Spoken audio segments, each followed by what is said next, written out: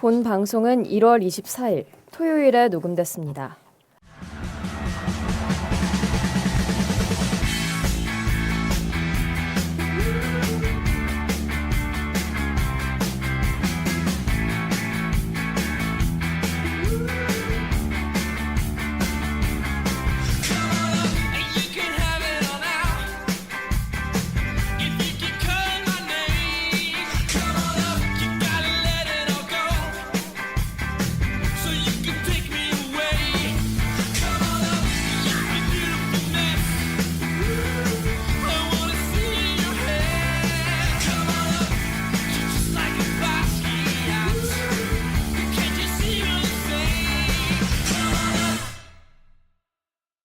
야구에 대한 자유로운 수다 야자수 681화 시작합니다. 안녕하세요. 저는 진행을 맡은 호스트 김서진입니다. 저희가 새해 복 많이 받으세요 했던 게 엊그제 같은데 벌써 그 1월도 끝이 나갑니다. 여러분 새해 다짐했던 것들 이루고 계신가요? 저는 구정부터 새해라고 생각하고 열심히 살아볼까 하는데 어쨌든 이런 2026년 새해를 맞아서 푸릇푸릇한 2026년 MLB 유망주들 알아볼까 하는데요. 오늘 방송도 전희재 PD님, 송준형님, 조강은님, 타건주님과 함께합니다. 안녕하세요. 안녕하세요. 네, 방송 시작하기에 앞서서 최근 대형 트레이드가 두 건 있었죠. 먼저 뉴욕 매츠의 제트 윌리엄스, 브랜든 스프로트와 미러키 브루어스의 프레디 페랄타, 토비아스 마이어스 간의 트레이드가 성사됐는데 이 트레이드 어떻게 보시나요? 평이 대체적으로 좋은 상호 간에 좋은 트레이드라는 평가가 많고 좀 미러키 입장에서는 사실 이 친구들이 팀 성향상 제트 윌리엄스 같은 유형의 선수를 되게 잘 만들어 쓰거든요. 스프로트 같은 경우에는 뭐 이따가도 랭킹에 둘 다 탑백에 들었기 때문에 말씀드릴 수 있겠지만 상대적으로 미드리스크 하이리스크 미드리턴 계열의 선수다 보니까 이제 미러키가 만드는 거에 따라 다를 거고 제트 윌리엄스 같은 경우에는 이제 방금 말씀드린 것처럼 걔네들이 좋아하는 유형의 좀 언더사이즈 내야 똑딱똑딱이지만 기본적인 개파워 있는 그런 스타일이라 잘할 거라 보고요. 순수하게 받아온 리턴만 따지면은 매치가 밸류는 많이 챙겼죠. 핵심 유망주 다 지키고 페랄타는 뭐 어떤 매체 기준으로 보더라도 보더라인 에이스 평가를 받는 선수니까 아주 강한 2선발 내지는 보더라인 에이스니까 제 생각에는 지금 시장에서 구할 수 있는 가장 좋은 투수를 생각보다 싼 가격에 잘 사왔다고 보고 미러키 입장에서도 재계약 어차피 못 하잖아요. 그렇죠. 그러다 보니까 1년 남은 페랄타를 본인들이 좋아하는 유형의 탑백 언저리 그리고 안쪽에 들어오는 유망주 2명으로 바꿔 먹었기 때문에 상호간은 굉장히 합리적인 트레이드였다고 생각합니다. 어쨌든 주영 패널님이 매치 팬이시다 보니까 네.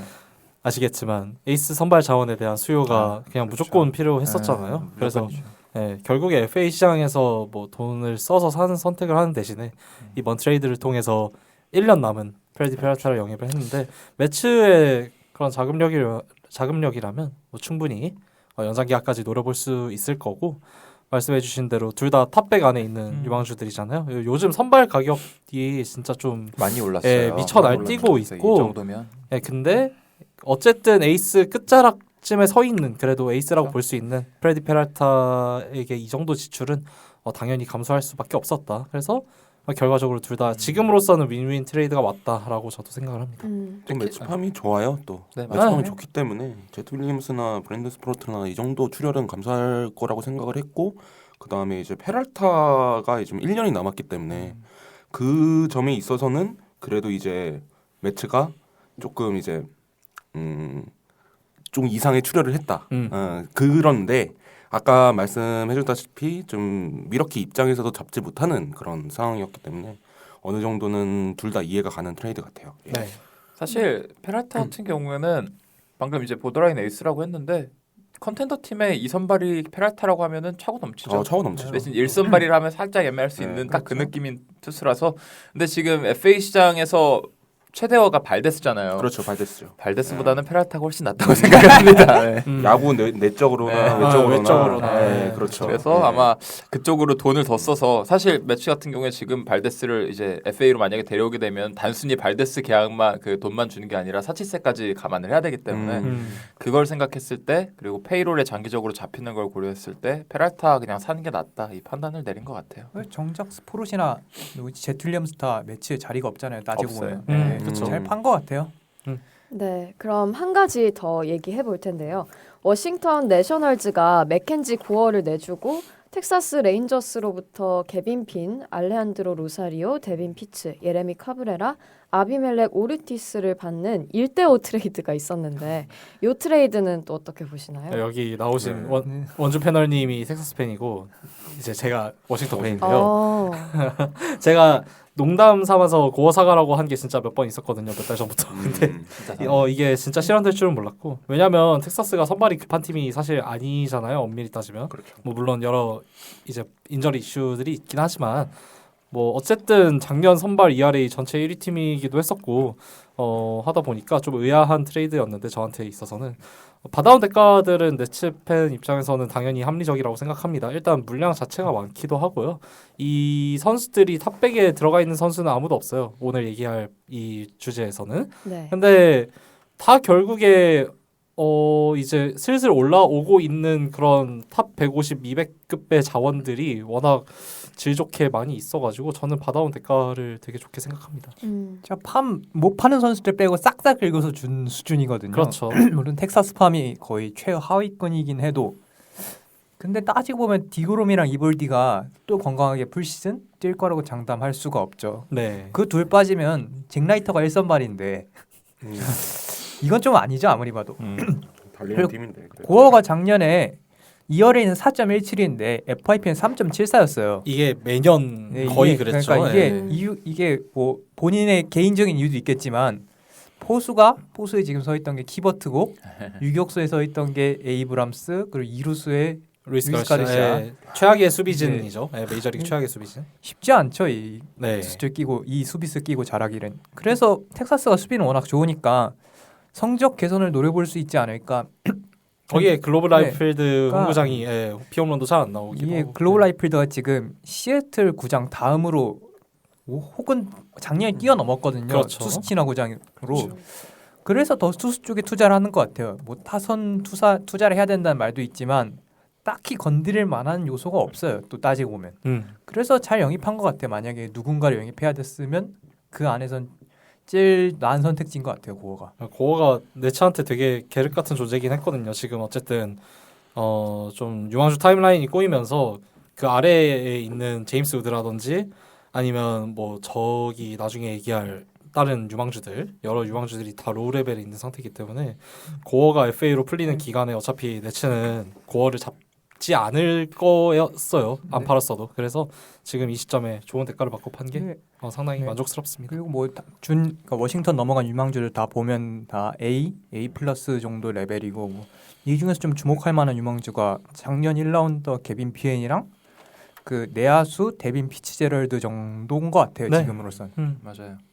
네, 그러면 저희가 트레이드 얘기는 여기까지 하고요. 본격적으로 방송 시작할 텐데 PD님 이번 방송 소개 부탁드립니다. 네, 이게 매년 하던 형식 그대로 따라가는데 원래는 저희가 그 메이저리그 파이프라인 유망주 랭킹 기준으로 했었거든요. 네. 근데 이번에는 파이프라인이 지금 녹음일 기준 오늘 아침에 이제 공개가 됐고 하다 보니까 저희가 이미 선 공개된 베이스볼 아메리카 기준의 그 유망주 랭킹을 따라서 저희가 방송을 할 예정이고요. 1부에서 이제 BA 탑백 랭킹 기준 100위부터 51위까지의 선수들 중에서 그리고 2부는 52부터 1위까지의 선수들에 대한 이야기를 다룰 예정입니다.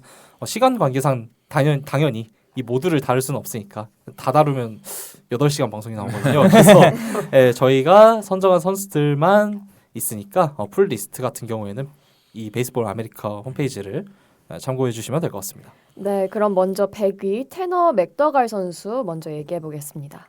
이 선수가 리포트 보니까 이제 어떻게 나오냐면 one of the more unexpected breakouts in 2025 이렇게 나와 있거든요. 네.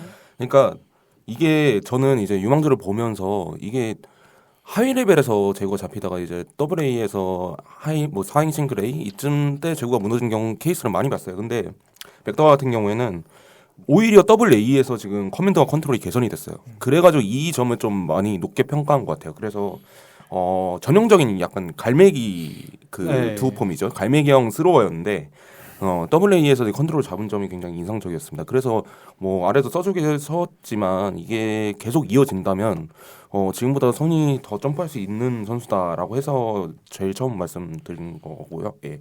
그렇습니다. 즉 커슬체 그 전형적인 국민 사구종이라고 하죠 일명. 그 전형적인 그런 레퍼토리를 가져간 선수고 이 선수가 21년 드래프트였는데 시카고 화이트삭스에서 그 22년도에 바로 토미 존 수술을 받았어요. 그래서 그 이후에 지금 계속 한 3년간 거의 말씀해주신 대로 컨트롤 불안이 있었는데 지금 포심이 90마일 중후반대, 정확히는 아마 97마일 정도일 거예요. 거기에 100마일까지 터치 가능한 그런 선발 자원으로 분류되니까 앞으로 한 반 시즌 동안 올 시즌에 좀 더 이런 컨트롤에서 개선이 꾸준히 된 모습을 보여준다면 미드 시즌 리포트에서 아마 더 떡상해있지 않을까 싶고 이 선수가 투구 동작을 찾아보면 영상으로 보시면 왼발 키킹이랑 그 랜딩 동작이 좀 되게 희한한 편에 속하더라고요. 그래서 하체가 좀 되게 따로 노는 그런 펄럭거리는 느낌이 있었는데 저한테는 제가 피칭 메카닉 쪽으로는 사실 잘 모르지만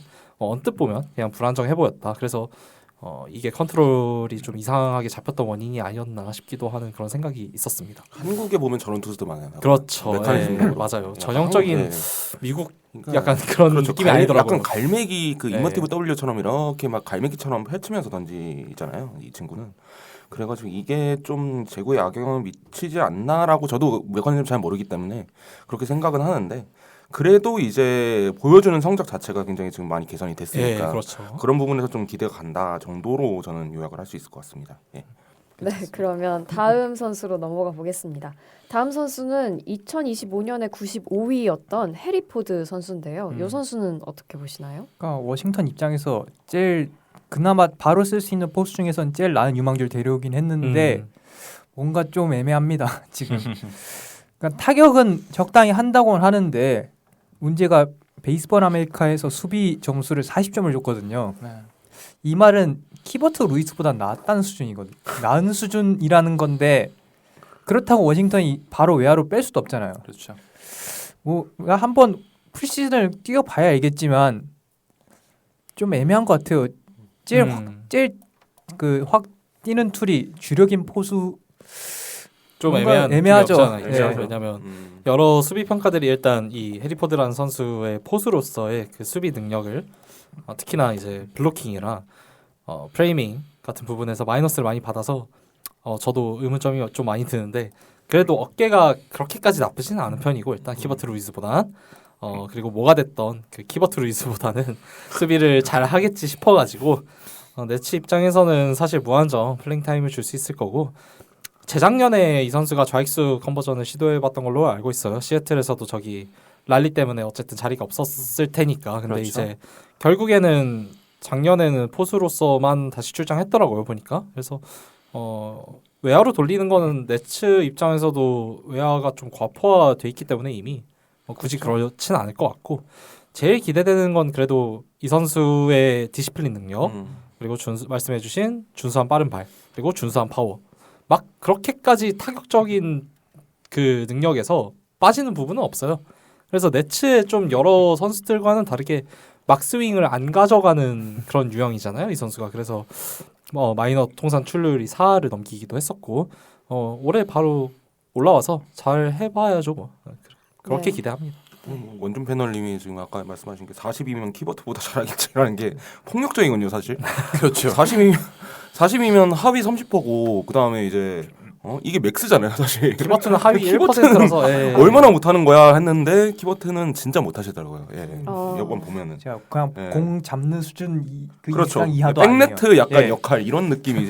캐쳐. 예, 그냥 예. 물리적으로 캐쳐. 물리적으로 캐쳐. 캐쳐. 아, 이런 맞아요. 느낌. 그렇죠. 그래서 일단 포드는 저는 되게 인상을 좋게 받았어요. 왜냐하면 그러니까 수비는 어차피 그 말씀해주신 대로 키버트보다는 잘하겠지라고 하면은 견딜만 할 것 같고 타자로서 굉장히 준수한 좀 스킬을 가지고 있다라고 생각을 했습니다. 그래서 이제 뭐 뒤에 선수들 다 다뤄보면 알겠지만 툴 쪽에 좀 치중이 되는 선수들이 많아요, 사실. 유망주 랭킹이 항상 그렇듯이. 근데 이 선수 같은 경우에는 스킬적으로 굉장히 좋다라는 느낌을 받았고요. 특히 이제 디스플레이나 이런 부분. 파워 넘버도 봤더니 EVA 90이 한 104마일. 맥스가 110마일이요. 이 정도면 뭐 나쁘진 않다라고 저는 생각을 합니다. 그래서 10홈런에서 15홈런 정도 기록할 수 있는 파워 정도는 된다고 생각을 하고요. 그래서 타자로서 메이저리그 랜딩은 사실 이제 윗순위 친구들보다 조금 더 빨리 할 것 같다, 수월하게 할 것 같다라는 느낌이 있습니다. 근데 뭐 문제는 수비인데 키버트 어게인 찍으면 조금 이제 곤란하긴 하겠죠. 예. 그렇죠. 예, 그래서 이제 수비에서 어느 정도 이제 좀 발전이 있어야 된다. 예, 맥스가 지금 맥스 그레이딩 중에 40이니까. 네. 예, 그래서 이 정도까지는 해야 된다라고 저는 생각을 하고 이 있습니다. 수비 발전 우려되는 게 하나가 좀 사이즈가 작은 편이거든요. 그렇죠. 사이즈예요. 5피트 네. 10인치면 지금 177에서 그렇죠. 8 사이면 7, 8 정도. 예. 포스치곤 좀 많이 작죠. 네. 그게 좀 우려스러운 것 같아도. 이 선수는 결국에는 출루툴이 핵심인 선수잖아요. 그러니까 마이너리그에서 되게 독특한 프로필, 포수인데 언더사이즈고 수비가 좋은 건 아닌데 발이 빠른 편인데다가 출루가 잘 된다. 리드오프 포수인 건데 근데 마이너리그 2년 가까이 뛰면서 순출루율이 1할이 넘어갑니다. 기본적으로 볼삼비도 굉장히 좋고 나오고 있는 리포트들 보면은 패스트볼만 잘 골라내는 게 아니라 브레이킹볼, 그러니까 상위 마이너 레벨의 브레이킹볼에 대해서도 전설정이 잘 되어 있다. 뭐 일관된 전설정을 보여준다. 이게 굉장히 좋은 어떤 평가인 건데 그 부분을 잘 살려서 어느 정도 저점 하방을 확보하고 그다음에 뭐 메이저리그 레벨에서 본인의 발과 출루투를 잘 발현시킬 수 있다면 랭킹과 별개로 그러니까 98위 9위라는 랭킹과 별개로 나름대로 안정적인 밸류를 제공해 줄 수 있을 거라 생각을 합니다.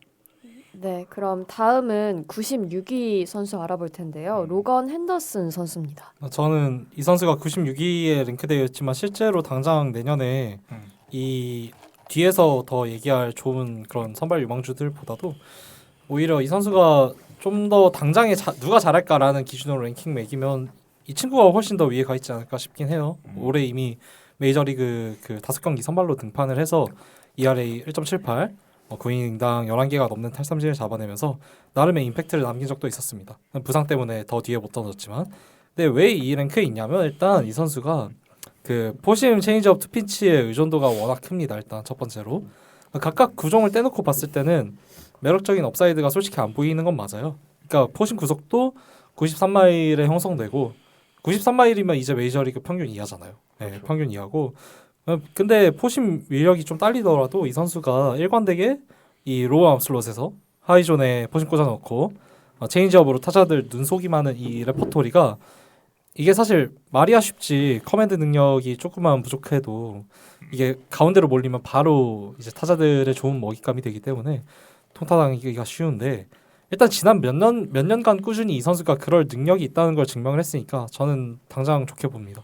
여기서 이제 최근 그 미러키 특유의 이 그 변형 패스트볼 장착시키는 거 있잖아요. 커터라든지 싱커라든지 이런 거 장착을 하려는 움직임이 있는 것 같은데 당장 메이저리그 로테이션은 그래서 그럭저럭 돌아줄 것 같다라는 게 저의 생각입니다.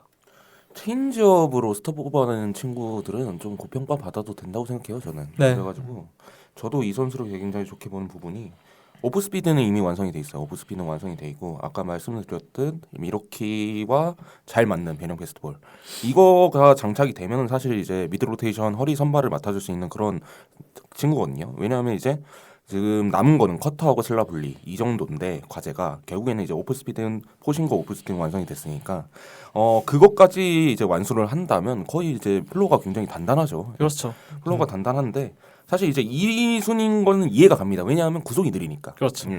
다른 투수들 보면은 구속이 굉장히 빨라요. 뭐 95마일, 96마일 이렇게 찍는 친구들이 기본이죠, 많은데 이제는. 네, 이제는 기본이니까. 근데 이제 이 친구는 이제 93마일 정도에 머문다라는 게 약점이고 그래도 이 정도 피처블리티나 이 그 체인지업을 고려를 해봤을 때 4, 5 선발까지는 뭐 충분하게 할 수 있고 업사이드 3 선발까지 노려볼 수 있다라고 저는 생각을 하고 있습니다.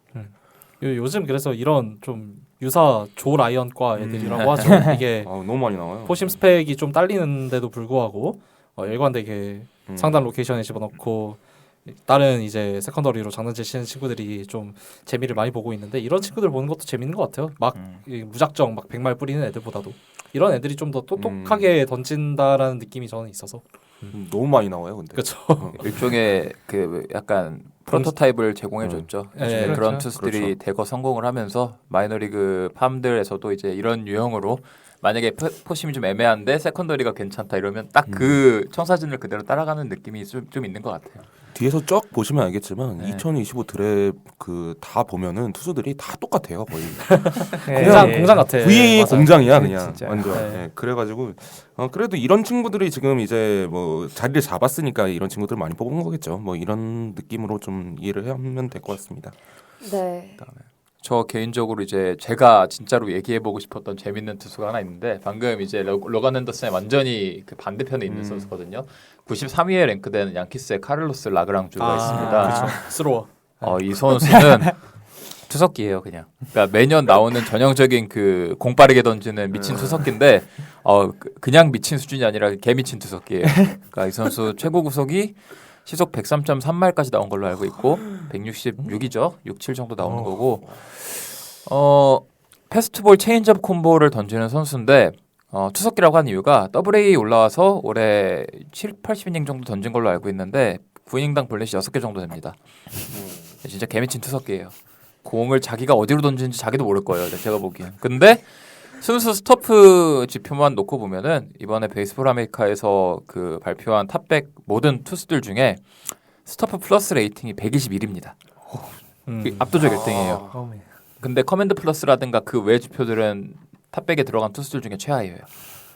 그러니까 그냥 이 선수는 제가 보기엔 선발 스케일은 아닌 것 같고 공을 좀 가다듬어서 세컨더리만 어떻게 가다듬어서 옛날에 그 체프먼 느낌으로다가 체인지업 던지는 체프먼 느낌으로다가 마무리 쪽이나 하이 레버리지 불펜 쪽으로 가면 어떨까라는 생각이 드는데 만약에 9이닝당 볼넷을 4개 아래로만 내릴 수 있으면은 프런트라인 선발 나오는 거죠. 엄청나죠. 예, 플러스가 121이라는 거는 단순 스토프만 놓고 보면은 어마어마하고 그리고 이 선수가 프레임이 굉장히 좋습니다. 6피트 7인치인가 뭐 이 정도인 걸로 알고 있고 상체 프레임도 투구 영상을 보면은 굉장히 좋고 그래서 뭐 여기서 구속을 더 붙일 수 있는 건 아니겠지만 메카닉적으로 그 리피터빌리티만 좀 어느 정도 확보를 하고 그 딜리버리적인 측면에서 좀 릴리스 포인트 같은 것도 약간 흔들린다는 얘기가 있으니까 그 부분을 어떻게 교정을 좀 한다면 이번에 탑백에 들어와 있는 모든 투수 유망주들 중에서 재미만 놓고 보면은 가장 재미가 있는 투수가 아닌가 이런 생각을 하게 됩니다. 이거 스토프 플러스 지금 봤는데 1, 2, 3위가 되게 웃기네요. 누구죠? 라그랑주 수사나 호킨스예요. 아이고 와. 수사나 스로 3인방 이렇게 네. 쫙 있으니까 좀 흥미롭네요 이게. 근데 121 정도면 지금 이게 스토프 플러스가 지금 편차 10이 맞나인데 아마 그 리그 1위 정도 되는 게 119에서 120 정도 기억하거든요. 네, 그럼 엄청난 거예요, 사실. 지금 마이너 레벨에서 121을 찍었다는 거. 근데 이제 사실 뭐 귀결이 되죠. 재고죠. 뭐 사실은 뭐 이게 뻔하지만 결국에는 이런 유형 같은 경우에는 일단은 경기가 진행은 가능해야 될 것 같기 때문에 그렇죠. 예, 조금만 두고 지켜봐야 되겠다 정도로 요약을 할 수 있을 것 같습니다. 네, 그럼 다음으로 91위 선수 알아볼 텐데요. 2025년에 40위였던 헤이건 스미스 선수입니다. 네, 많이 떨어졌죠. 네. 이사 드랩 전체 5위 픽이었고 이 선수가 NCAA 시절부터 좀 유망했어요. 압도적인 스토프를 가졌다고 평가받는 좌완이라서. 근데 작년 AA에서 심각한 컨트롤 불안 문제를 겪었습니다. BB9이 거의 6.6. 근데 그치만 이제 9이닝당 탈삼진이 거의 13개 가까울 정도로 아직까지 이 포심 슬라이더 콤보는 위력적인데 문제가 올해 구속이 2마일 정도 줄었다고 예? 하고요. 팔꿈치 통증 이슈도 있었고 그리고 작년 투구한 거 보니까 대학 시절 투구 폼이랑 좀 달라졌던데 팔각도를 더 낮추고 팔스윙 길이가 좀 극단적으로 짧아져서 좀 되게 신기했어요. 아예 몸통에 딱 붙여서 나오는 수준으로 던지는데 이런 투구 폼이 누가 있었는지 전 기억이 안 납니다. 누구 봤던 것 같은데 확실히 리리아노였나요? 네. 그 피치버거 옛날에 옛날에 뛰었던- 그랬던 것 같기도 하고 네, 약간 좀 그런 비슷한 느낌. 것 같아요.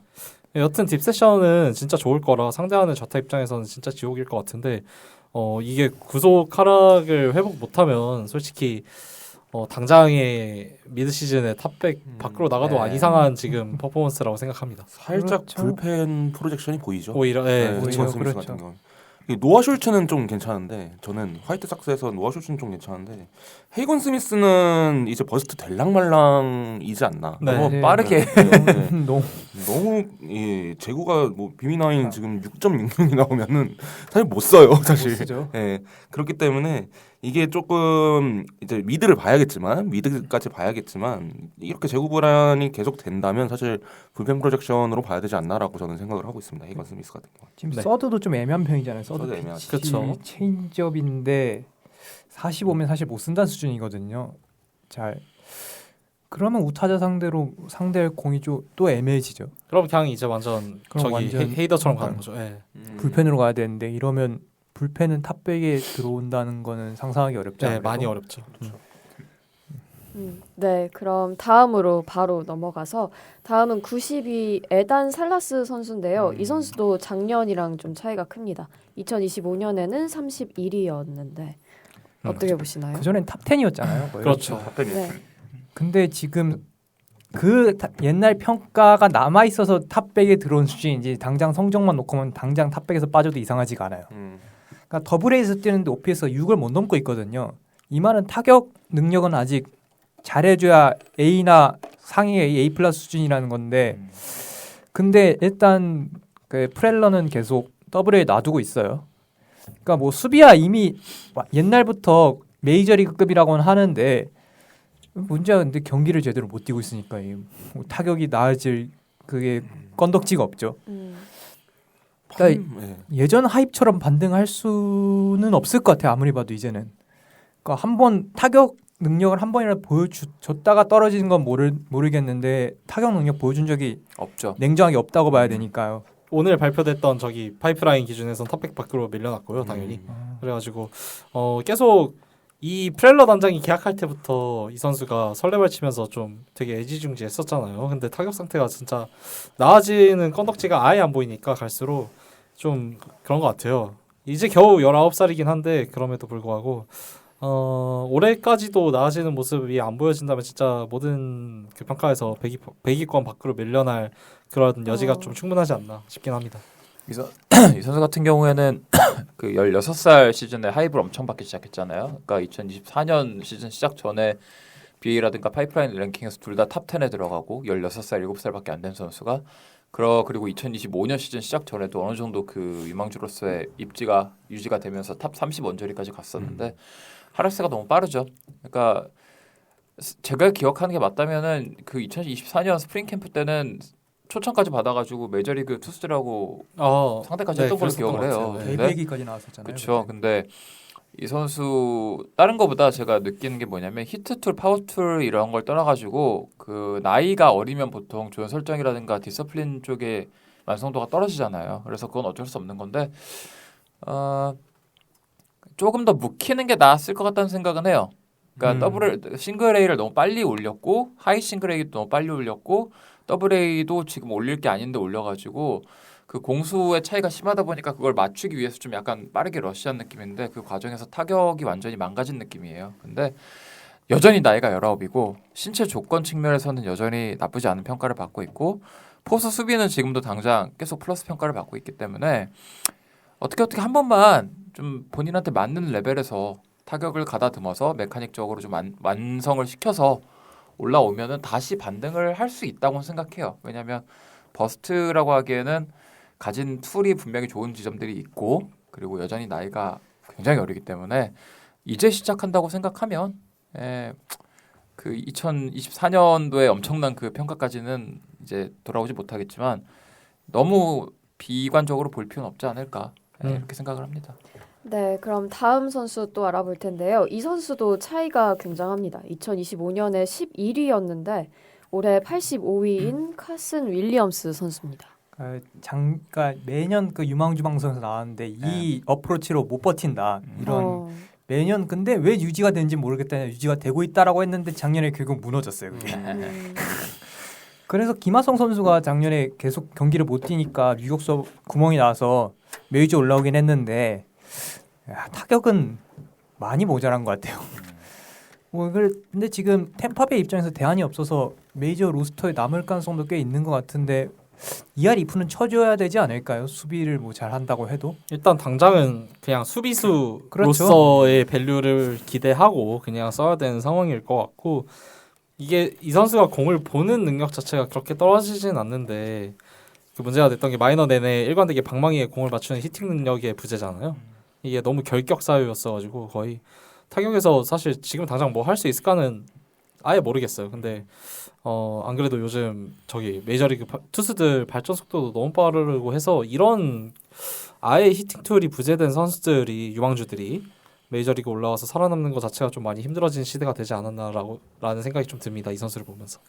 그때 카미네로랑 저 같이 묶였던 것 같거든요. 유망주 씨. 그렇죠. 그랬었죠. 그래서 예. 그 얘기를 그때 얘기를 했는데 저는 카미네로랑 카슨 중에 카슨을 고르겠다라고 얘기를 했는데 빗나갔죠. 예.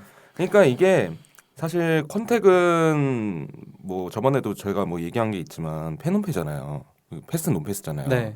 이게 그 말은 사실 지금 메이저 기준에서 지금 컨택이 안 통할 거라고 다들 생각을 하고 그다음에 이게 증명이 됐다는 거는 결국에는 조금 활용도가 제한이 될 수 있다고 저는 생각을 해요. 그래서 컨택은 올라가는 경우가 그렇게 많지는 않기 때문에 그래서 조금 애매한 상황이 아닌가. 예. 그래서 저는 이제 좀 버스트로 가는 게 맞다고 생각을 합니다. 지금. 네, 다음은 81위 브랜든 스프롯 선수인데요. 2025년에는 61위였습니다. 그렇죠. 제가 설명을 할까요? 네. 예, 뉴욕 매치에 있다가 이제 밀워키 브루어스로 넘어간 선수고 제가 과거 유망주 특집 방송 했을 때도 나름 좋아하는 티를 냈던 선수인데 이제는 더 이상 매치 선수가 아니지만 그래도 여전히 꽤나 좋은 그리고 매력이 있는 투수 유망주라고 생각을 하고요. 그렇기 때문에 밀워키도 페랄타의 대가로 받아들였겠죠. 그래서 이 선수 같은 경우에는 구속 측면에서 메리트가 분명히 있는 선수고요. 포심이 97, 8, 9 이제 왔다 갔다 하는 선수고 평속은 96 정도 잡히고 그리고 싱커를 던집니다. 94, 5마일 정도 나오는 싱커를 던지고 그 외에도 이제 뭐 다양한 세컨더리들을 던지는데 다른 세컨더리들은 특출나다고 보긴 어렵고요. 제가 예전 특집 방송에서 세컨더리 육성이 중요하다. 세컨더리들을 어떻게 디자인하고 최적화를 시킬지가 가장 관건이 될 것이다라고 했는데 아직까지는 그러지 못하는 모습을 보여줬습니다. 특히 지난 시즌에 좀 부진했어요. 예, AA, AAA 레벨에서 이제 좀 부진을 하고 그나마 시즌 막바지에 투구 그 레퍼토리 구사 비율을 좀 조정을 하면서 좋은 성적을 보여주고 다시 탑백에 들어오긴 했지만 예전에도 비슷한 생각이었고 지금도 비슷한 생각인데 이 선수는 아싸리 싱커든 포심이든 하나를 버리는 게 좋을 것 같아요. 네. 오히려 하나를 버리고 세컨더리 중에 하나를 아예 그냥 그 구사를 대체해서 비율을 확 조정을 하면은 충분히 디자인이 아주 예쁘게 되지 않을까 싶고 밀워키가 그런 걸 워낙에 또 잘하는 구단이기 때문에 매치보다는 어떤 의미에서는 밀워키로 넘어가서 본인의 커리어의 변곡점을 맞이할 수 있지 않을까 그런 생각을 하게 되고요. 종합적으로 봤을 때 이 방송 초입에서 말씀드렸던 것처럼 하이리스크 미드리턴 계열의 투수라고 생각을 합니다. 리스크는 분명히 커요. 왜냐면은 커맨드 이슈도 여전히 존재를 하는 편이고 그다음에 플러스 피치가 2개 정도 있긴 하지만 그 2개의 페어링이 썩 좋다는 느낌은 아니기 때문에 그 중간 다리를 잃을 만한 어떤 제3구종이라든가 다른 레퍼토리에 최적화를 해야 되거든요. 분명히.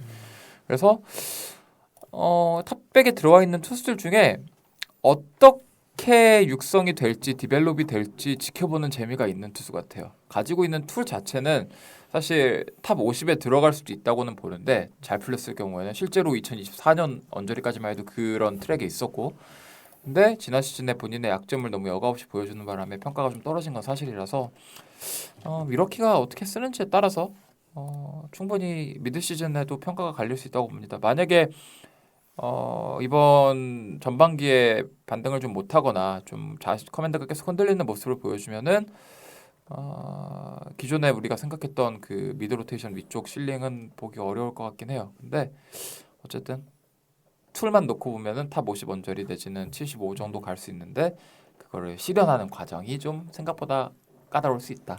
그렇게 보는 뜻입니다. 스프롯이 포심이 사실 구속 메리트 빼고는 딱히 없죠. 좋은 포심이 아니잖아요. 네. 그렇죠. 미러키라는 팀이 사실 이걸 용납하지 않을 거란 맞아요. 말이죠. 그렇죠. 요즘 트렌드를 보면.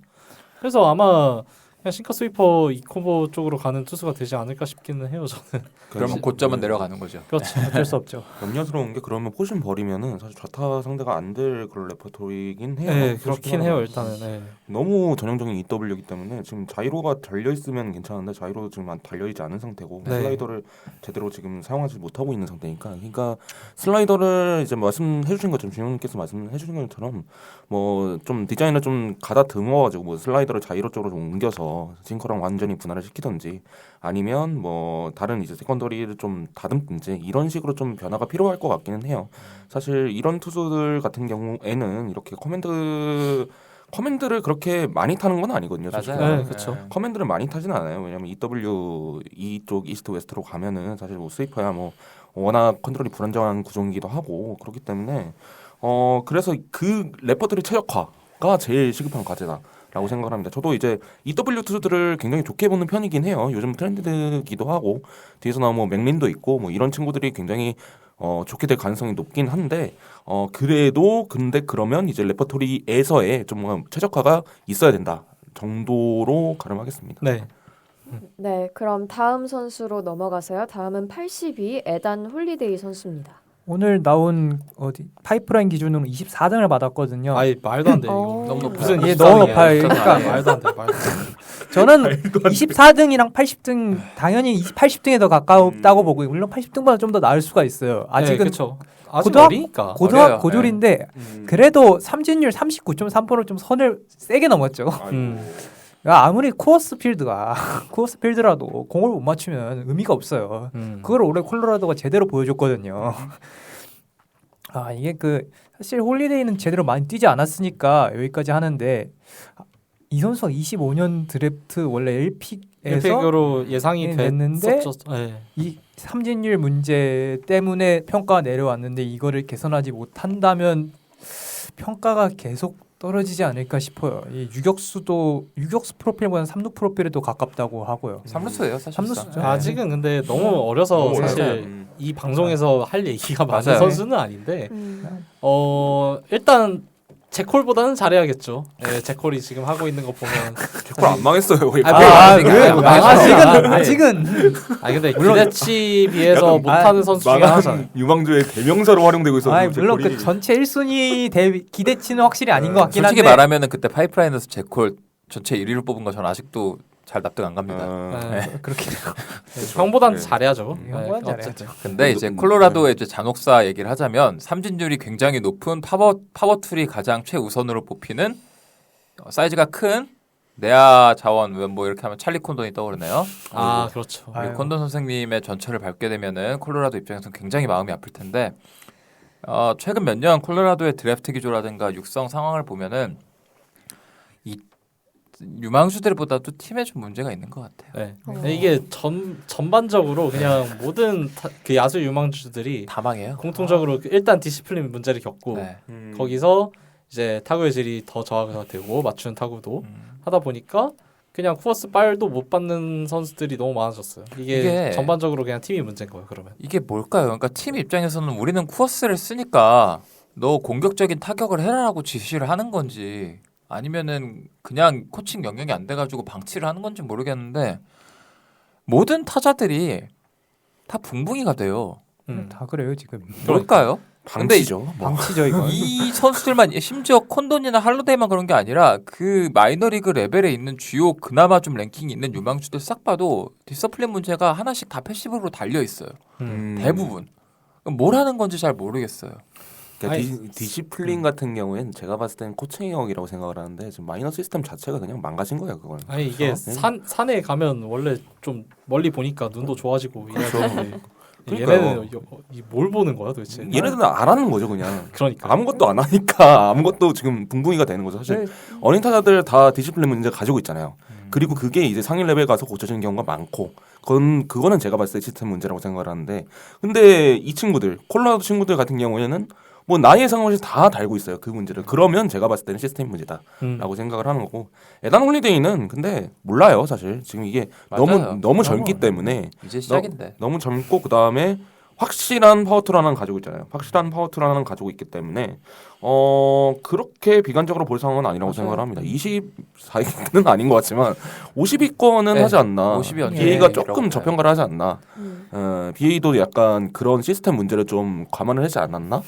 아 진짜로 그런 그런 것도 있는 것 파워툴이랑 같아요. 신체가 워낙 좋은 편이라 그렇죠. 당장 이제 반년밖에 프로 데뷔한 지 안 된 선수니까 너무 속단할 필요는 없고 이번 시즌에 어떻게 로우 레벨에서 적응하는지 보면 될 것 같아요. 네, 그럼 다음 선수로 넘어가세요. 다음은 77위 알프레드 두노 선수입니다.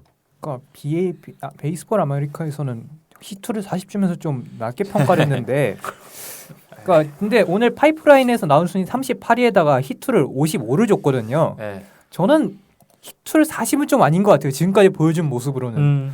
그러니까 순출률이나 타율도 적당히 뽑아내고 거기다 삼진도 그렇게 많지가 않거든요. 이 선수가.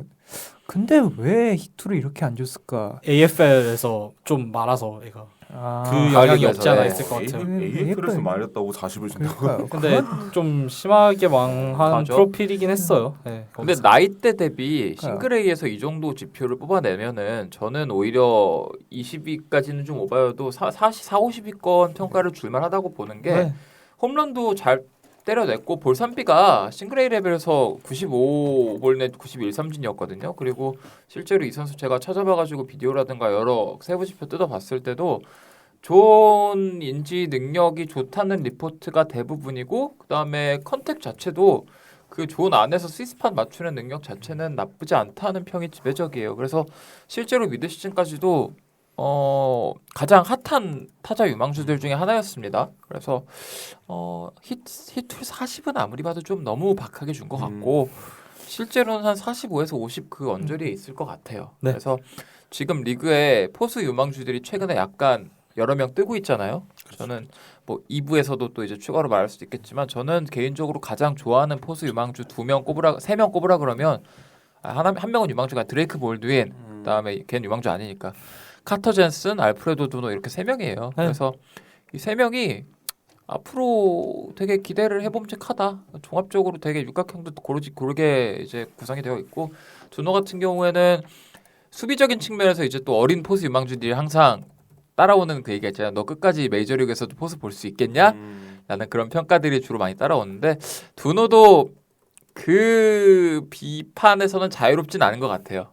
예, 기본적으로 뭐 수비 평가가 지금도 썩 엄청 좋은 건 아니기 때문에 어디까지 어느 레벨까지 포수로서 버틸 수 있을지는 궁금하지만 일단 타자로서 좋은 모습을 보여줬기 때문에 더 지켜볼 만하다고 생각을 합니다. 이게 그 BA 리포트에 되게 흥미로운 지점 그 문구가 있었는데 MLB 역사상 그 10명의 포수만 500경기 넘게 출장했는데 조건이 245파운드 넘는 사람.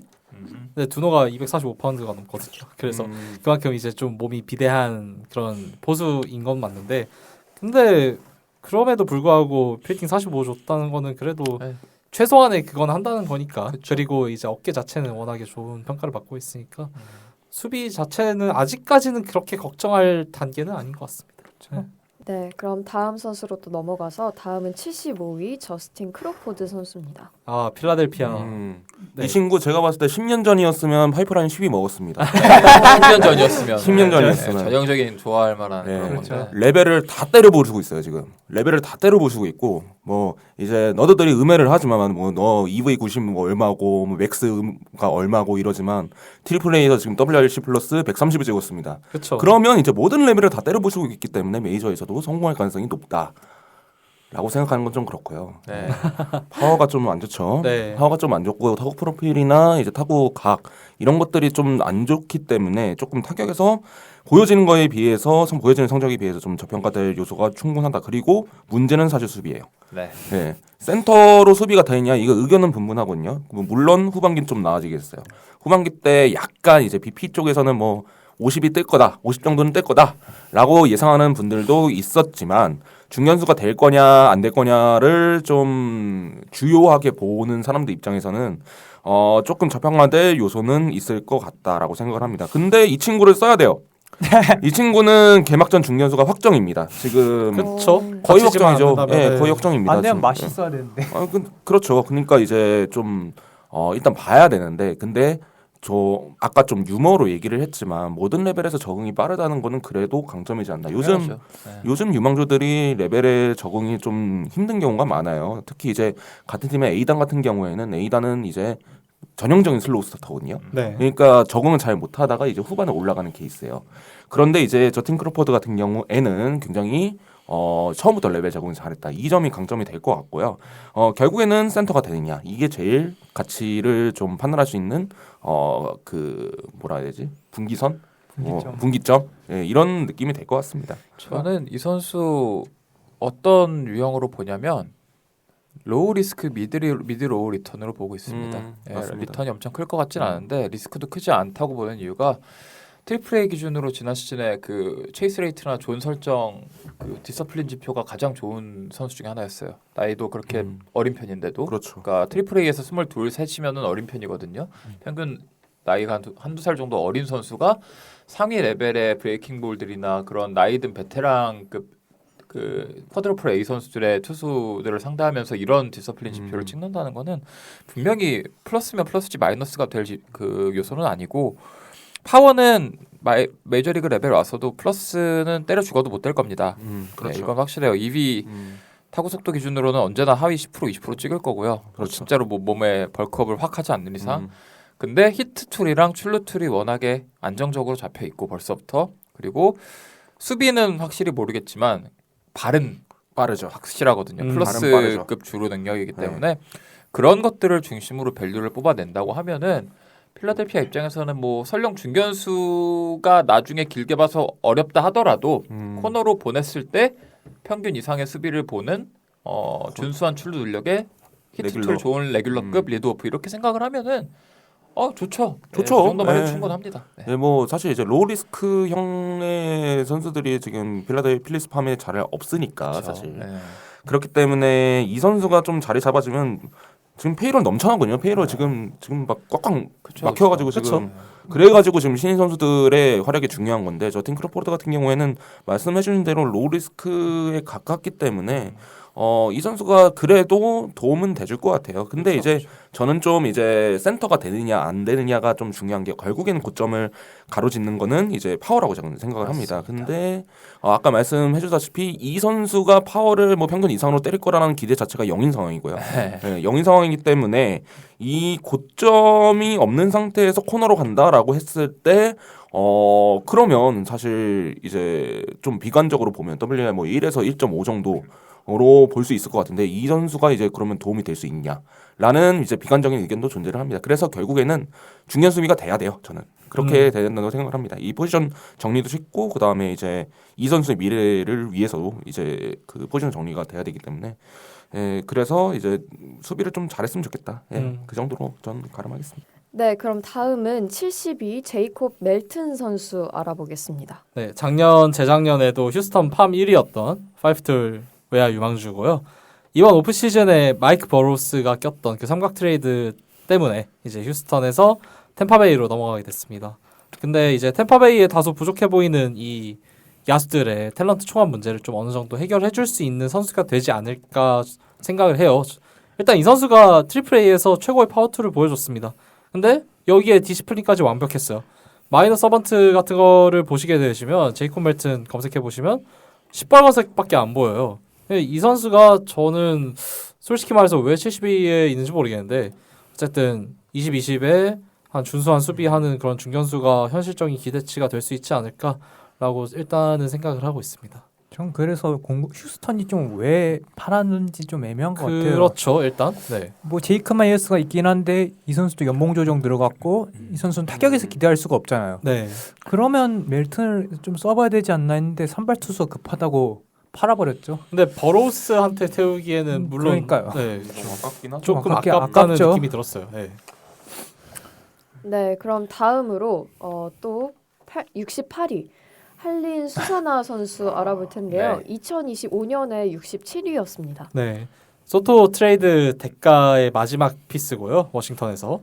그래서 이 친구가 일단 터지느냐 안 터지냐에 따라 좀 이 향후에 그 소토 트레이드의 평가가 좀 달라질 수 있을 만큼 지금 최고의 스토프를 보유하고 있는 친구고요. 아까 스토프 플러스 언급했을 때도 저기 말씀해 주셨지만 마이너리그 전체 세 손가락 안에 들 정도의 좋은 스타프를 보유하고 있고 이미 104마일을 찍어봤습니다. 네. 그리고 올해 9이닝당 15개가 넘는 삼진을 잡아냈어요.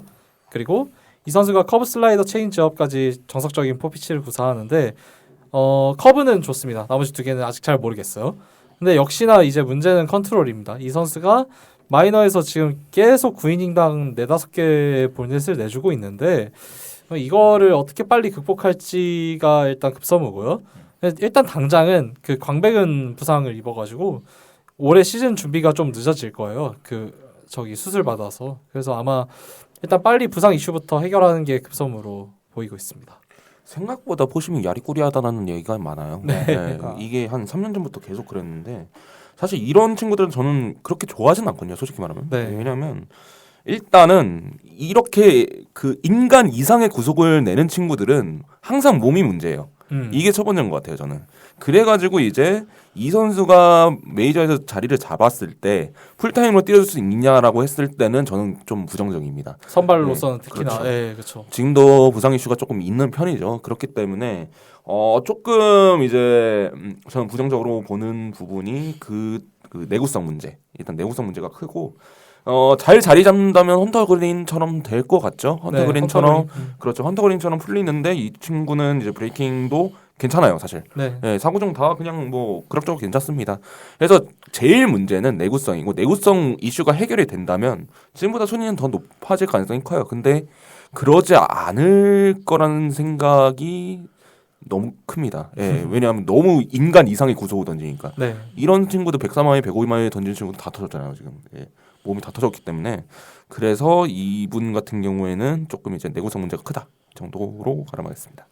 네, 다음은 65위 케이든 스카보르 선수입니다. 이 선수가 고등학교 졸업하고 4라운드 텍사스 4라운드 지명받고 6라운드네요. 6라운드예요. 네, 텍사스 6라운드 지명받고 들어왔는데 작년에 하이 A랑 하이 A 폭격하면서 순위가 엄청 올랐어요. 그러니까 지금 페스티벌 평균 고수한 94마일로 그렇게 빠르진 않거든요. 근데 요즘 좀 트렌디한 로우 암슬로에서 나오는 좋은 그 수직 무브먼트 보여주는 페스티벌이랑 스위퍼 콤보로만으로 A랑 A 플러스를 학살했어요 지금. 그러니까 여기서 지금 이 선수를 더 높게 보는 게 워낙 신체 프레임이 좋거든요. 그래서 구속이 더 오를 여지가 있다고 하고 그러면 페스티벌 스톱분도 올라가겠죠. 그러니까 이제 관건은 오프 스피드를 어떻게 깎을지가 중요한 투수인 것 같아요. 그래서 그러니까 이번 시즌에 페스티벌도 어느 정도 최고 구속도 올라온 게 98.3마일까지 찍은 걸로 알고 있거든요. 그래서 네. 평속이 만약에 95마일 정도까지 다음 시즌에 올라가 준다면 충분히 랭킹에서도 더 상승할 여지가 있고 그다음에 업사이드 측면에서도 저는 지금 탑백에 들어와 있는 그러니까 탑 50위 밖에 있는 선수들 중에서는 가장 높은 투수 중에 하나라고 보거든요. 앞서 말씀드렸던 라그랑주랑 더불어서 그러니까 기본적으로 레퍼토리에서 플러스 피치 2개가 일단 정립이 된 상태고 제가 알기로는 스플리터도 던지는 걸로 알고 있는데 네. 그 스윙 무브먼트라든가 기본적인 스핀 레이트 같은 게 또 전반적으로 모든 레퍼토리가 잘 찍히는 그런 모습을 보여주고 있는데다가 이런 유형의 선수들이 대체적으로 커맨드 이슈가 동반될 때가 종종 있습니다. 근데 스카보로는 그것도 어느 정도 통제 가능한 선에서 잘 제어가 되고 있다고 보기 때문에 이 프로필을 그대로 만약에 AA 그리고 올해 내년 26시즌 막바지 27시즌 뭐 이렇게 해가지고 트리플 A까지 이어간다? 그러면은 리그 최고 투망주 중에 하나로 갈 만한 모든 툴을 갖췄다고 생각을 해요. 그러니까 이런 유형의 투수들이 제가 좋아하는 이유가 그 로우 레벨에서 플러스 피치가 일단 2개가 보여주면은 그게 저는 확실한 긍정적인 청신호라고 보거든요. 그러니까 대체로 좀 망가지거나 커맨드 이슈 때문에 확 꺾이는 투수들을 보면은 둘 중에 하나예요. 페스티벌의 세부 스토프 지표가 애매하거나 아니면 세컨더리가 없거나.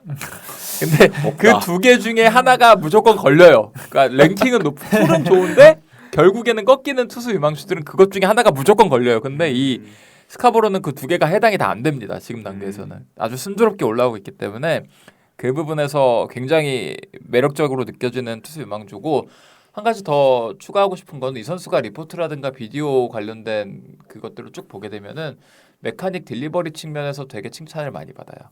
반복 가능한 레퍼토리, 반복 가능한 딜리버리, 메카닉적으로 안정이 되어 있다. 릴리스 포인트라든가 이런 부분에서 특별히 뭐가 나지 않았다. 그러니까 이런 여러 가지 세부 요소들을 파고 들었을 때 단순 툴이 확 튀어가지고 이런 랭킹을 받는 게 아니라 어떤 좀 마이크로한 부분들, 그런 세부적인 디테일까지도 좋은 평가를 받는 투수라고 저는 생각을 하기 때문에 올해 좋은 활약 펼칠 수 있다고 보고 만약에 그렇다면은 다음 시즌 유망주 랭킹에서는 생각보다 되게 높게 위치할 수 있다. 저는 텍사스 팜에서 월콧하고 스카보로 두 명만큼은 확실한 프리미엄급 탤런트라고 생각을 합니다. 올해 근데 마이너에서 BB9이 2.1밖에 안 돼요. 아주 좋아요. 아주 훌륭했어요. 컨트롤이 그냥 미쳤네요. 근데 오늘 발표된 파이프라인 기준에서는 스카보로가 100위 안에 저는 안 들어가 있더라고요. 오바 그래가지고 좀 신기했습니다. 이 성적을 가지고 사실 들어가야 돼. 그러니까요. 안 찍는 게 말이 안 된다고 생각하는데 골격이죠. 좀 보수적이죠, 파이프라인. 상위 망조 쪽 그 상위 라운드 좀 고평가하고 아까 에너 홀리데이 같이 이런 애들 좀 남겨두는 편이라서 그래서 하이 라운더가 파이프라인에서 받으려면 진짜 뭐 WA쯤에서 엄청난 실적을 보여주는지 이뤄야 될 것 같아요. 근데 저도 어느 정도 동의를 하는 부분이 100위 안에 무조건 들어오는 망주라고 생각을 하고 BA 쪽이 좀 가깝다고 생각을 하고 있습니다. 네, 그럼 다음은 2025년에 51위였던 63위 자이어 호프 선수 얘기해 보겠습니다. 툴 좋은 거는 다 알겠는데 그 툴들이 뭔가 애매한 느낌을 지울 수가 없어요. 그러니까 이전에 지금 파이프라인 여전히 하입이 높거든요. 20위권을 주면서. 네. 데폴라랑 별 차이가 안 나죠, 네. 순위가. 네. 근데 일단 컨택 문제가 일단 올해 좀 제대로 터지기도 했고, 그러니까 사이즈 문제도 있어서 전 좀 애매한 툴각이라는 느낌을 좀 못 버리겠어요. 이 보면 볼수록. 그리고 일단 키가 6피트밖에 안 되죠. 네. 네. 거포형이랑 좀 다른 그런 느낌이라서. 게다가 올해 또 중견수 보는 비중이 또 줄었더라고요. 네. 그러면 코너웨어인데 좀 언더사이즈의 헛스윙 이슈가 있다? 뭔가 좀 애매해지죠? 좀 약간 전형적으로 좀 망한 툴뽕의 좀 특징이 보이기 시작을 하죠. 뭐 물론 표면적인 성적은 괜찮지만 이 컨택 이슈가 좀 상위 랩에서 좀 부각이 되고 그 다음에 이제 툴이 생각보다 좀 애매해. 네. 툴이 막 뭐 이거 찍히는 지표는 좋거든요. EV90 같은 경우에는 뭐 1인가 그럴 거야. 네. 탑백에서는. 근데 생각보다 파워 넘버도 안 나와. 약간 그런 느낌? 근데 붕붕질 심해. 이런 느낌이면 사실 조금 이제 비관적인 미래가 좀 그려지긴 한다. 그 정도인 것 같아요, 저는. 근데 이제 그래도 툴은 살아있으니까 툴은 살아있으니까 어느 정도는 지금 지켜볼 만은 하다. 그래서 63위가 딱 적당한 것 같아요. 62 정도. 동의합니다. 일단 근데 이 선수가 빠른 발도 원래 장점이었는데 올해 이제 벌컵 하면서 이게 스프린트 스피드가 많이 좀 죽었다고 하긴 하더라고요. 물론 그럼에도 불구하고 27개의 도루를 기록하긴 했지만 어쨌든 이거는 갈수록 줄어들 거라고 리포트에서 네. 이제 예상을 하기도 했었고 그리고 좌상바 문제가 생각보다 좀 벌써부터 많이 심하긴 해요. 233 슬래시 라인인데 이게 그냥 233이 아니거든요. 좀 많이 안 좋은 233 슬래시 라인이거든요. 많이 안 2.3. 네. 이런 문제들이 좀 있어서 호프에 대한 파워적인 기대치 외에는 사실 좀 다 물음표를 띄울 수밖에 없는 상황이 된 것 같습니다. 그냥 시원하게 말할게요. 아델 형님 냄새가 좀 시원하게 욕을 그렇게 해버리고. 그 근데 아들도 올해 아델도 잘 풀린 편이에요. 예. 홈런 37개 쳤잖아요. 그러니까 좀 표면적인 성적은 괜찮은데 아델도 표면적인 성적 굉장히 좋았잖아요. 그렇죠. 마이너 그렇죠. 때. 더블 A하고 트리플 A. 근데 표면적인 성적은 좋았는데 좀 약간 뭐 뭔가 좀 냄새가 좀 이상해. 약간 이런 느낌이 네. 좀 납니다. 근데 이거를 극복을 할 수 있으면 뭐 탑 10급으로 터지는 거죠. 뭐 그거는 이제 시간 두고 지켜봐야 될 일인 것 같고요. 예. 네, 다음은 2025년에 97위였던 네. 58위 라자로 몬테스 선수입니다. 그 몬테스 전에 개인적으로 언급하고 있는 네네. 싶은 선수가 하나 있는데 재밌다고 느낀 선수가 하나 있어요. 토론토 블루제이스의 아르훈 니말라. 니말라도 저는 재밌다고 봤던 게 지난 시즌 활약이 지킬과 하이드 수준이었어요. 진짜로 전반기 페이스가 굉장히 좋았고 미드 시즌 그까지 그것만 보면은 탑 30에도 들어갈 수 있다는 생각이 들었거든요.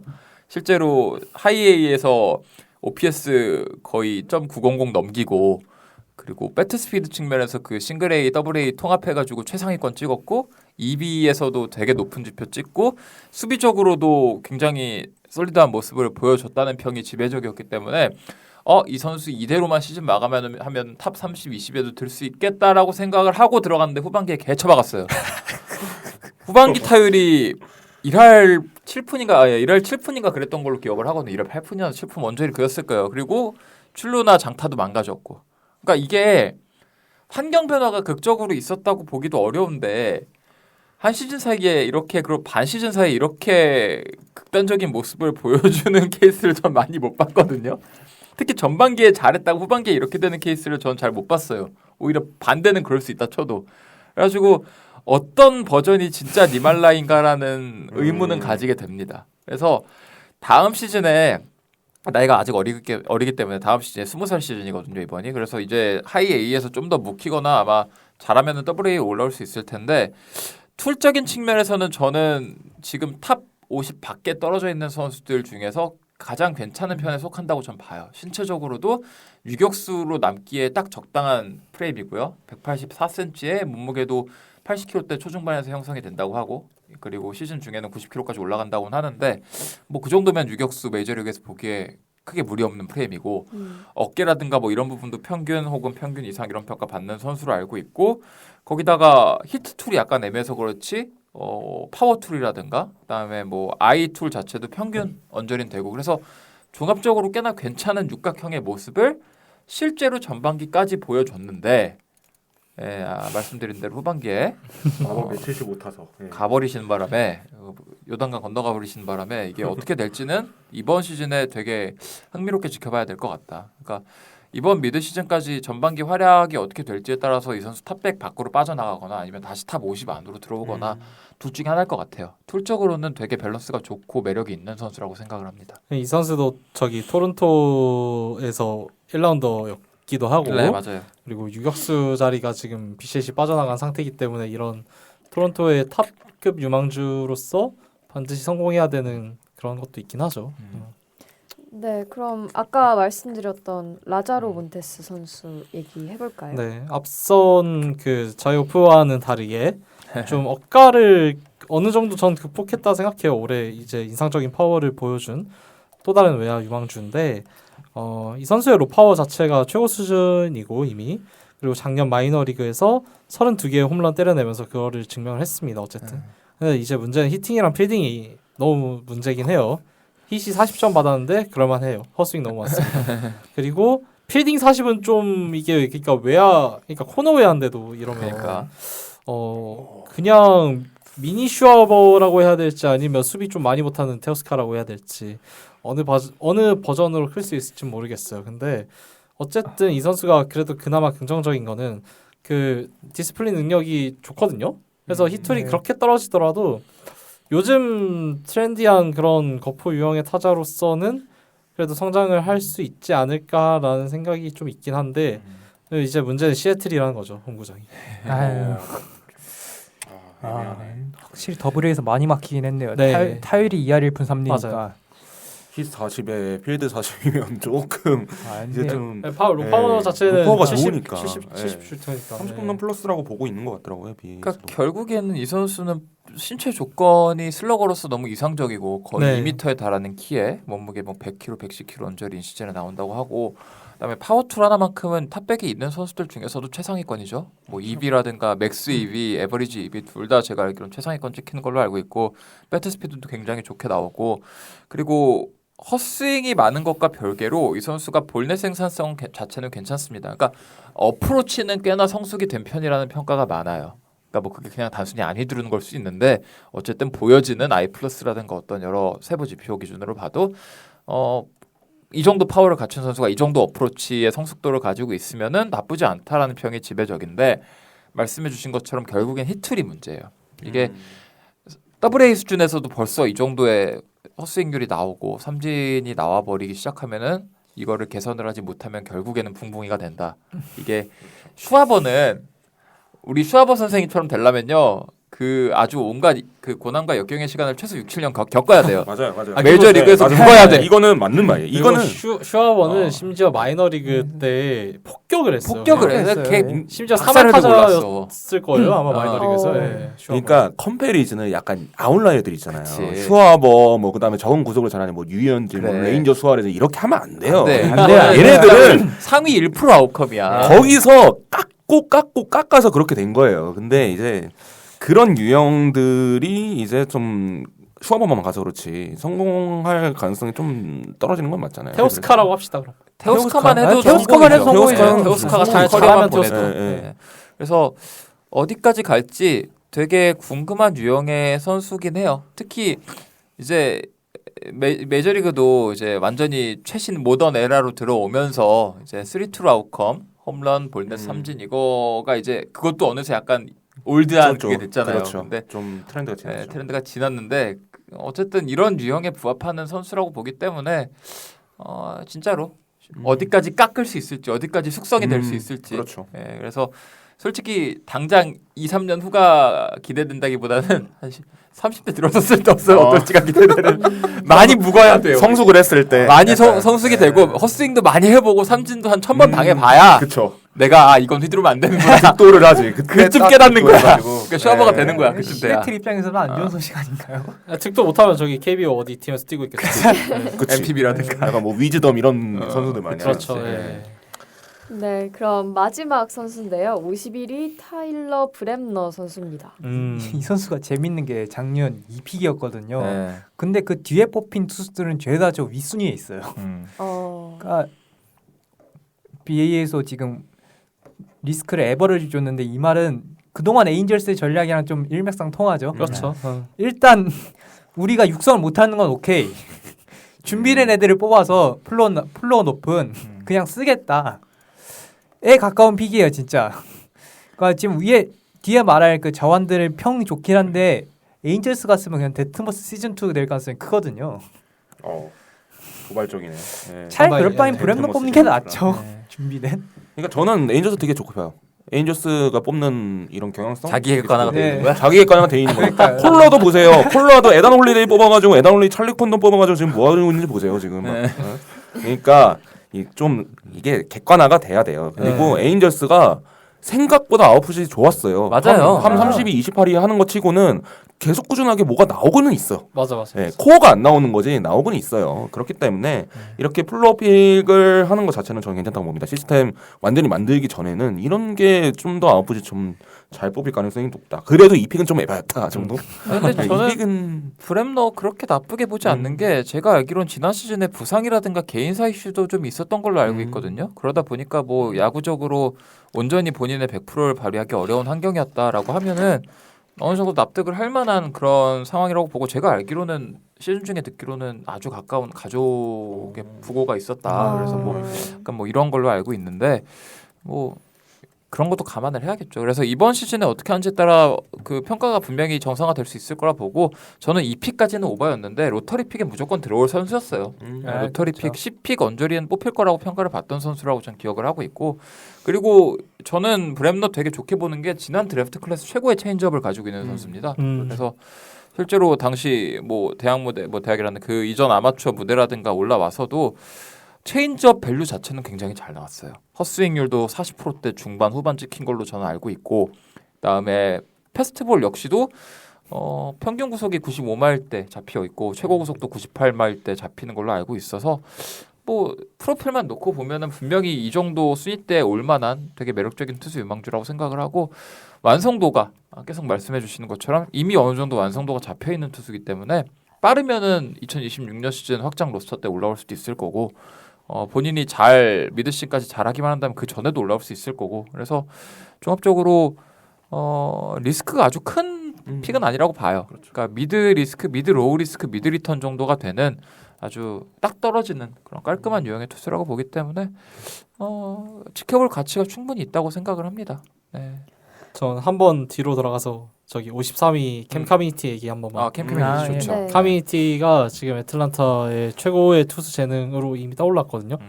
물론 그 위에 애들이 다 졸업을 해서 그런 것도 네. 없지 않아 있긴 하지만 카미니티가 저기 일단 고졸픽이었는데 올해 갑자기 확 성장을 해가지고 벌써 97마일을 찍은 그런 좌완 유망주가 됐습니다. 애틀란타. 이 선수가 로우 암슬롯에서 던지는 이제 스위퍼랑 그리고 킥체인지업을 올해부터 던지기 시작한 걸로 알고 있거든요.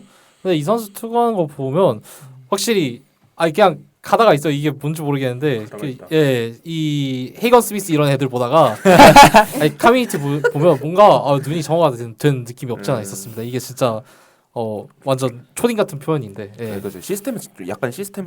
맞습니다. 실제로 애틀란타가 저런 거 잘하니까. 맞아요. 그래서 커뮤니티가 그래서 올해 당장 기록한 성적이 삼진 9이닝당 11.5개, 볼넷 3.6개 되게 준수하거든요. 이 정도면 로우 암슬롯에서 좀 재구불안 겪을 수 있는 애들 치고는 되게 잘 성장하고 있어가지고 내년에 이제 하이싱글 A, AA 까지 잘하면 올라갈 수도 있는데 좀 어린 나이긴 하지만 만약에 거기까지 올라가서 잘 좋은 모습 보여준다면 이 내년 유망주 순위에서 커뮤니티가 20위 안으로 들어가도 전 이상하지 않을 거라 생각합니다.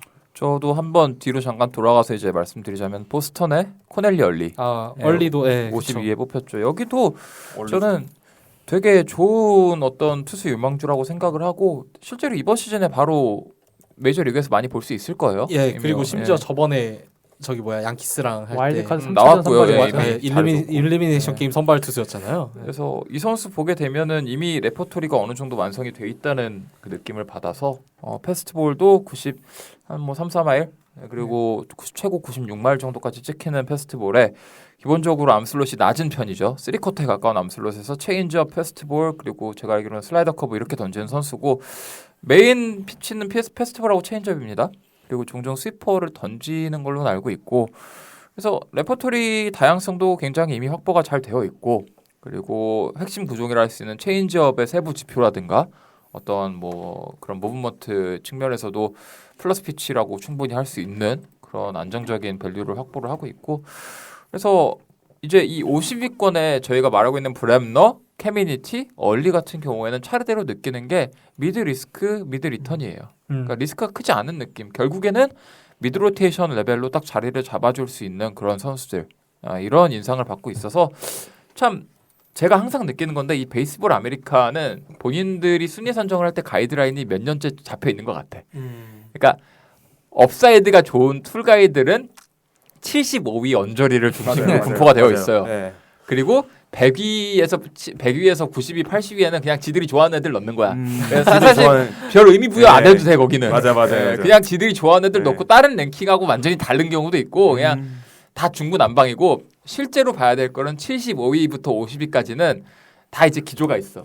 75위부터 한 60위까지는 툴가이들 아까 전형적인 자이로 호프, 니말라 이런 애들 망할 수 있는데 우리는 나쁘지 않은 것 같아 하면 거기다 넣는 거고 50위 좀 더 넓게 가면 40위부터 60위까지는 얘네들은 망하지도 않을 것 같아. 좀 플로어 탄탄한 애들 이렇게 넣고 그리고 이제 탑 30 위쪽으로 가면 이제 누가 봐도 괜찮은 애들 이렇게 나오는 거죠. 근데 또 2부에 말씀드리겠지만 또 탑 30 안으로 들어가도 기조가 또 있습니다. 맞아요. 탑 10 안쪽이 확실한 애들. 확실하게 약간 취향을 타는. 그리고 탑 10부터 25까지는 또 툴가이들 넣어요. 그러니까 이게 매년 제가 랭킹을 몇 년째 그걸 보면서 느낀 점을 이제 좀 정리를 해보면은 BA 랭킹 보실 때 그냥 이 기준만 알고 계시면 얘네들이 이런 유형의 애들이구나 아실 수 있습니다. 랭킹대별로 그냥 정해져 있어요. 카테고리가.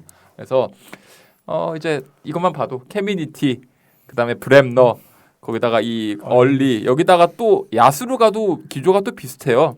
이제 쿠퍼 프레시라든지 그렇죠. 쿠퍼 프레시라든가 이런 애들 50위권에 잡혀 있고 그 외에도 또 누구야? 조맥, 라이피 벨라스케즈 이런 애들 보면은 리스크만 보더라도 에버리지나 로우 리스크예요. 상대적으로. 그러니까 이런 애들이 또 그냥 레귤러급으로 성장할 것 같다. 그러면은 대충 이 순위 때에 있는 거니까 청취자 여러분들께서도 BA 랭킹 보실 때 랭킹만 봐도 이런 놈이구나 대충 아실 수 있을 겁니다. 이제부터는.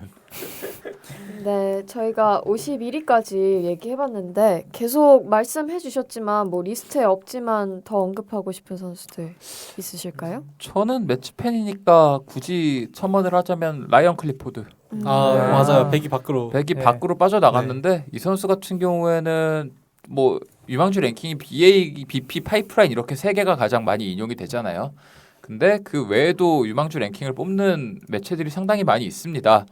근데 제가 확인하는 매체들 리포트만 뭐 한 6, 7개가 되긴 하는데 클리포드 같은 경우에는 탑백에 들어와 있는 리포트가 상당히 많아요. 왜냐면 라자로 몬테스랑 비슷한 케이스입니다. 파워툴만큼은 마이너리그 최고 수준인데 그 외에 뭐 히트툴이라든가 이런 세부적인 부분에서 조금씩 빠지는 게 있는 그런 유형의 선수인데 제 생각에는 미드 시즌까지 좀만 더 잘해준다면은 여기도 탑 100은 무난히 들어올 것 같고 그리고 이 선수는 몬테스랑 다르게 적어도 수비를 볼 수는 있다는 평을 받아요.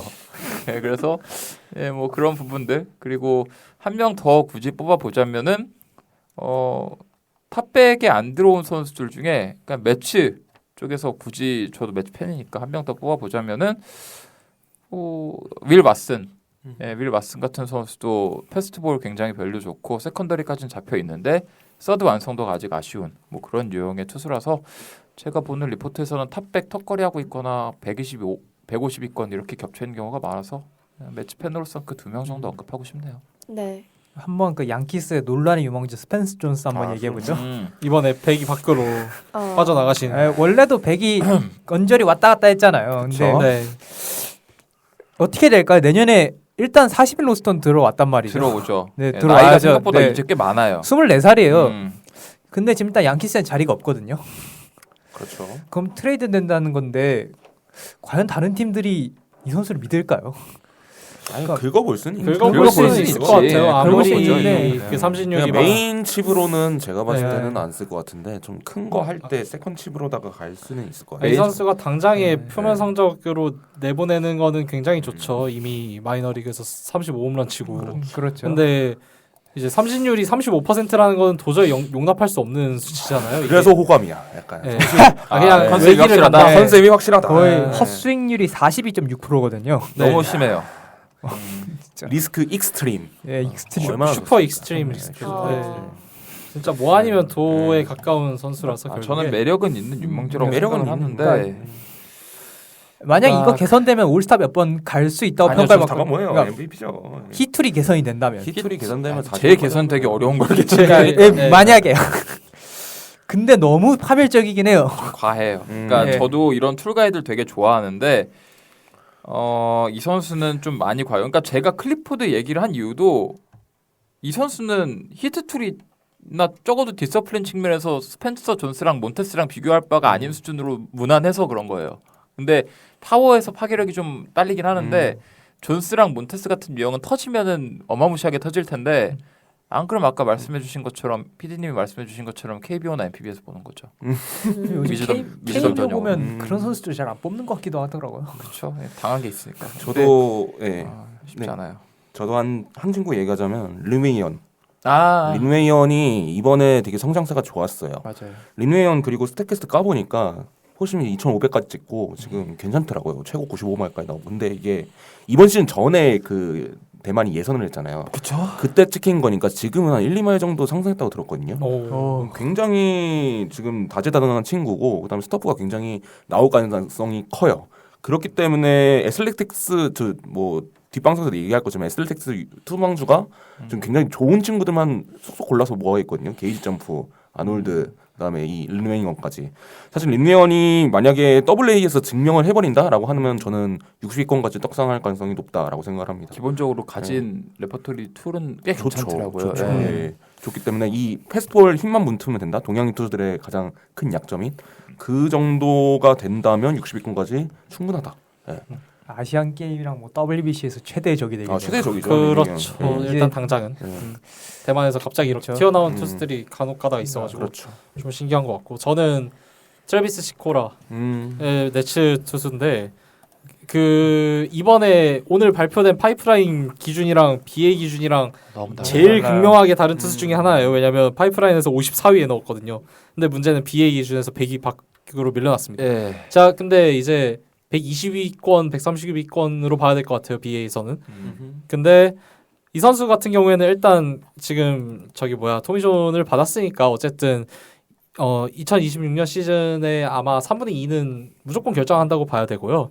25년 전반기쯤에 받았을 거예요. 그래서 이 선수 같은 경우에는 포심의 그 스펙과 그리고 세컨더리가 스플리터인 점 굉장히 호감으로 샀었는데 실제로 이 선수가 건강하게 뛰었을 때 당시에 이제 싱글 A 레벨에서는 이 선수가 그냥 학살을 하고 다녔으니까 맞아요. 그야말로 앞으로 건강하게 복귀해서 구속만 멀쩡하게 갖춰준다면 이 선수가 좀 더 높은 순위에 있어도 이상하지 않을 것 같다 몇 년 안에. 그래서 전 좀 언급을 해보고 싶었습니다.